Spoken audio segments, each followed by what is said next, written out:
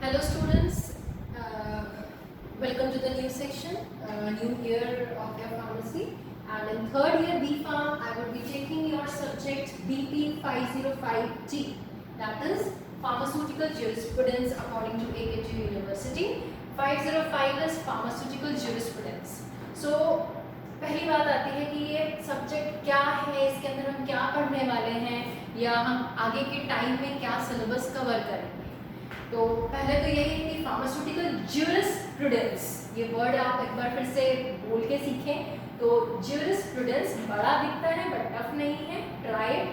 जैसी स्पेलिंग है we have to pronounce it in the same manner, इसमें कोई भी साइलेंट वर्ड नहीं है।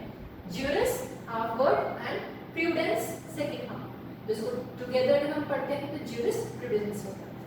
तो इस सब्जेक्ट में, इस पूरे सिलेबस में अगर हम बात करें तो फार्मास्यूटिकल ज्यूरिस्प्रूडेंस में हम क्या क्या पढ़ सकते हैं और क्या क्या चीज़ें इसमें प्रॉबिलिटी होती है पढ़ने की।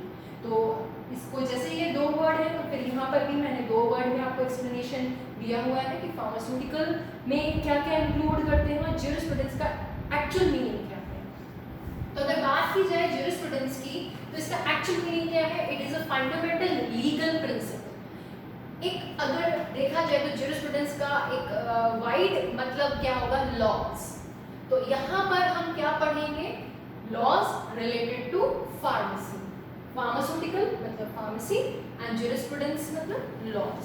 तो अगर हम ज्यूरिस्प्रूडेंस को अगर पॉइंट वाइज देखें कि इसमें क्या क्या आता है, that is fundamental legal principles that can be developed to follow the laws, knowledge of law, what is law, कैसे वो चीज़ होनी चाहिए, उसके क्या ऑफेंसेस हैं, पेनल्टीज हैं, ये सारी चीज़ें उसके नॉलेज ऑफ लॉ में आता है।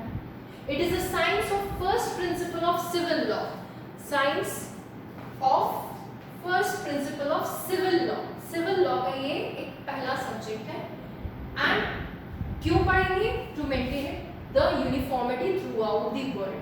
कोई भी चीज़ हम अगर पढ़ते हैं तो वो एक साइंस में हम थ्रू आउट द वर्ल्ड अगर एक सेम प्रोसीजर फॉलो करना है, कंसिस्टेंसी मेंटेन करनी है, तो यूनिफॉर्मिटी मेंटेन करने के लिए we have to study the laws.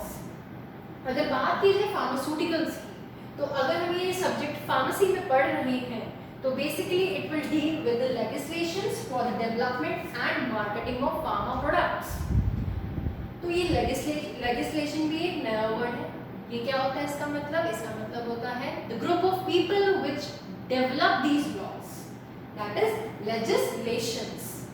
ये भी वर्ड आपके पूरे सिलेबस में बहुत बार यूज होगा, इसलिए I am explaining the meaning of it.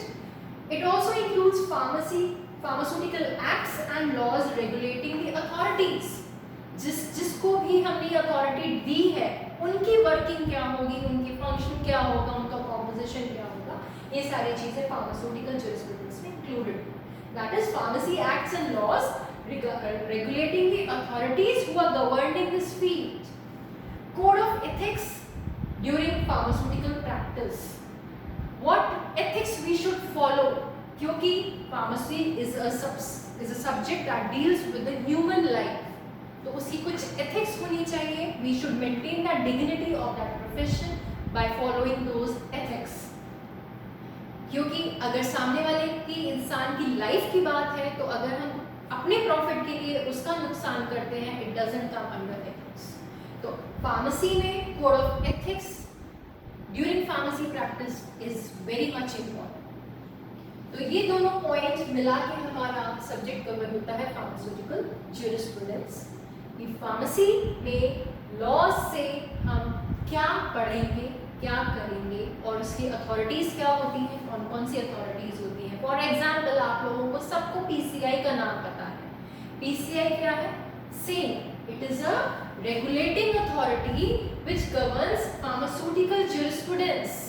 कि एक अगर पीसीआई कॉलेज में इंस्पेक्शन करने आई है, इसका मतलब क्या है कि वो कॉलेज में ये सारी चीजें चेक करेगी कि जो जो नॉर्म्स के अकॉर्डिंगली एक B.Pharm कॉलेज में होना चाहिए वो है कि नहीं।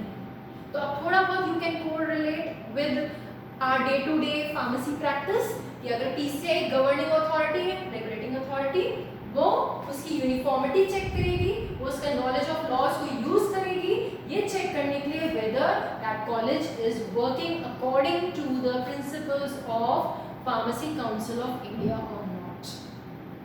तो ये बात थी कि फार्मास्यूटिकल ज्यूरिस्प्रूडेंस में हम क्या पढ़ते हैं और उसको हम कैसे डिफाइन कर सकते हैं। Now coming to the part of your syllabus, आपके सिलेबस में क्या क्या इंक्लूडेड है। तो फार्मेसी आपके सिलेबस में यूनिट 1 और 2 ये दोनों कंपोज्ड ऑफ है drug and cosmetic act 1940 and rules 1945। तो आपकी unit 1 and 2 is comprised of this, क्योंकि ये बहुत बड़ा एक्ट है, इसमें हम बहुत छोटी छोटी चीज़ों को भी वास्ट में पढ़ना है, डीप में पढ़ना है। इसलिए यूनिट 1 और 2 आपका drug and cosmetic act 1940 and rules 1945 से बना हुआ है। बाकी यूनिट 3 और 4, आपकी यूनिट 3 में है pharmacy act 1948, medicinal and toilet preparation act 1955, narcotic drugs and psychotropic substances act 1985, drugs and magic remedies act 1954, prevention of cruelty to animals act 1960 and drug price control order 1995। तो अगर हर एक act को हम detail में describe करें कि इसके अंदर हम क्या पढ़ सकते हैं या क्या क्या चीज़ें आएंगी, तो अगर बात की जाए drug and cosmetic act 1940 and rules 1945 की, तो ड्रग एंड कॉस्मेटिक एक्ट जैसे आपको पता है कि सारी चीज़ें मतलब कॉस्मेटिक्स से लेकर हमारी जो भी एक नॉर्मल ड्रग है जो कि मार्केट में यूज हो रही है, उसके सारे रूल्स, उसका रेगुलेशंस इस एक्ट में होगा कि वो कैसे बन सकती है, उसको हमें कैसे बनाना है, उसको कैसे डिस्पेंस करना है, मार्केट में कैसे लेकर आना है, उसकी पब्लिसिटी कैसे करनी है। और बाई चांस अगर उसमें कोई भी मिस्टेक होती है आपके किसी भी लेवल पे, तो उसके ऑफेंसेस क्या हैं, पेनल्टीज क्या हैं, कौन कौन लोग उसको चेक कर सकते हैं, तो ये सारा कुछ हमें पढ़ना है ड्रग एंड कॉस्मेटिक एक्ट में। कमिंग टू फार्मेसी एक्ट 1948, तो अगर बात की जाए फार्मेसी एक्ट 1948 की, तो इस एक्ट में क्या है कि जो भी रेगुलेटरी अथॉरिटीज हैं हमारी, कौन कौन सी किस तरीके से, क्योंकि before the independence, after the independence बहुत सिनेरियो हमारा चेंज हुआ है। इवन इफ अगर आप अभी की बात करें तो 19th सेंचुरी से लेकर 20th सेंचुरी में बहुत सारी चीज़ों में रूल्स एंड रेगुलेशंस चेंज हुए हैं। तो जो सबसे पहला एक्ट आया था ड्रग्स एक्ट 1940, और उसके बाद ये drugs and cosmetic act 1940 and 45 rules थे, और फार्मेसी एक्ट 1948 आया था जिसमें फार्मेसी काउंसिल ऑफ इंडिया का डेवलपमेंट हुआ था, and that was the main authority to develop the pharmacy throughout the India. तो आगे बात करी जाए तो ये आपका यूनिट 3 का पार्ट है, उसी में आपका है medicinal and toilet preparation act. Medicinal and toilet preparation act जो होती है, जो भी हमारे अल्कोहलिक प्रिपरेशंस होती हैं, वो सारी चीज़ों का रेगुलेशंस, डेवलपमेंट, उनकी डिस्पेंसिंग, कौन बना सकता है कौन नहीं बना सकता, वो सारी चीज़ें हमें इसमें कवर करनी है। Narcotic drug and psychotropic substances, इस वर्ड से आपके दिमाग में क्या आ रहा है? नार्कोटिक्स एंड साइकोट्रोपिक सब्सटेंसेस, आप लोगों ने बहुत सारे सब्जेक्ट्स में ये वर्ड यूज़ किया होगा। तो जो भी हमारी सेंसस को सप्रेस करता है, स्टिमुलेट करता है, जैसे कि ओपियम अगर आप बात की जाए, और उसको अगर हिंदी वर्ड पढ़ेंगे तो हम अफीम पढ़ते हैं। बेसिकली ऐसी ड्रग्स जो हमारे सीएनएस को डायरेक्टली स्टिमुलेट करती हैं या बेहोश कर सकती हैं या उससे हमारे एक्टिविटीज़ में अफेक्ट आता है, that comes under narcotic drug and psychotropic substances act 1985। क्योंकि हर कोई इसकी अथॉरिटी नहीं ले सकता कि उसको कल्टीवेशन करना है, उसकी फॉर्मुलेशन बनाना है या उसको डिस्पेंस करना है। उस सारी चीज़ों का रेगुलेशन एक गवर्निंग अथॉरिटी कंट्रोल करती है। Next is drug and magic remedies. आपने कुग्नोसी में पढ़ा होगा सारे सिद्धा सिस्टम, चाइनीज मेडिसिन सिस्टम, तो वहाँ पे आपने तंत्र मंत्र वाला चीज़ें भी पढ़ी होंगी कि पहले के जो लोग थे वो तंत्र मंत्र में विश्वास रखते थे, वो कहते थे कि ऐसा हो जाएगा, अगर आप ये कर लो तो वैसा हो जाएगा। That comes under magic remedies, क्योंकि उस बेसिस पे भी आप किसी के साथ गलत नहीं कर सकते, इसलिए उस चीज़ों को भी रूल्स और रेगुलेशंस बनाए गए हैं कि आप उसको कैसे आगे प्रोसेस में यूज कर सकते हैं या वो कितने हद तक कौन व्यक्ति कितना काम उसमें कर सकता है। Next is prevention of cruelty to animal act 1960। Animals, आप लोगों ने देखा होगा कि अगर हम ड्रग का कोई भी मार्केट में पहली बार डिस्पेंसिंग होती है, लेकिन उससे पहले वो बहुत सारे ट्रायल से गुजरती है, जिसमें कि हम सबसे पहला ट्रायल किस पे करते हैं? एनिमल्स के ऊपर, whether the drug is safe और नॉट। तो यहाँ पे क्रुएलिटी टू एनिमल्स इसलिए पढ़ रहे हैं कि हम उनके साथ भी कुछ गलत ना करें। अगर हमने ड्रग को टेस्ट करना है तो हमारी किस हद तक हम उन एनिमल्स को यूज कर सकते हैं, उनकी डेथ रेट क्या होनी चाहिए, कितने हद तक हम उनको हार्म कर सकते हैं। ऐसा नहीं कि हमने उसके ऊपर ट्रीटमेंट किया और एनिमल को ऐसे ही छोड़ दिया, उनका प्रोक्योरमेंट भी किया जाता है, उनको रिहैबिटेट भी किया जाता है। तो ये सारी प्रोसेस हम पढ़ते हैं। Prevention of cruelty to animal act 1960, ये भी आपका यूनिट 4 का पार्ट है जो कि डिटेल में हम आगे पढ़ेंगे। लास्ट जो यूनिट 4 का पार्ट है ड्रग प्राइस कंट्रोल ऑर्डर, जिसको हम शॉर्ट फॉर्म बोलते हैं DPCO, drug price control order, जो कि 1995 में आया था। That was developed to regulate the pricing of the dosages या फॉर्मुलेशंस या ड्रग्स, कि कोई भी कंपनी अगर अपने हिसाब से बनाती है तो वो मन चाहे दाम नहीं कर सकती, उसको एक रेगुलेशन के थ्रू गुजरना होगा और उसी के अकॉर्डिंगली उस ड्रग की प्राइसिंग को हम कैलकुलेट करते हैं। तो ये आपका यूनिट 1, 2, 3 एंड 4 का पार्ट है। यूनिट 5 में भी आपके ऐसे ही 4 एक्ट और हैं जो कि कवर किए जाएंगे। अब बात आती है एक्ट्स। अब ये सारे ही एक्ट्स हैं। मैंने एक पॉइंट जो आपको छोड़ा था वो ये था कि स्टैचूज, व्हाट आर स्टैचूज? ये वर्ड है जो कि हम ज्यूरिस्प्रूडेंस में यूज करते हैं कि जो हमने लॉ बनाया है, बनाया मतलब कि हम कोई मूर्ति भी बना सकते हैं, कोई ड्राइंग भी बना सकते हैं, कोई भी क्रिएटिव वर्क के फॉर्म में हम उसको बना सकते हैं। तो यहाँ ज्यूरिस्प्रूडेंस के फॉर्म में जो हम बनाते हैं उसको कहते हैं statue. And these statues can be expressed, that is the expression of the will, कि वो लॉ क्या है, वो उसको कैसे एक्सप्रेस किया गया है, उसके तरीके क्या होते हैं। एक्ट्स होता है, बिल्स होते हैं, ऑर्डर्स होते हैं, शेड्यूल होते हैं।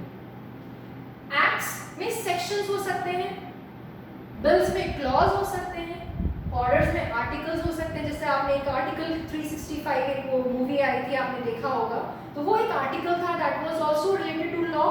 तो वो लॉ क्या था, एक ऑर्डर था जो कि निकाला गया था।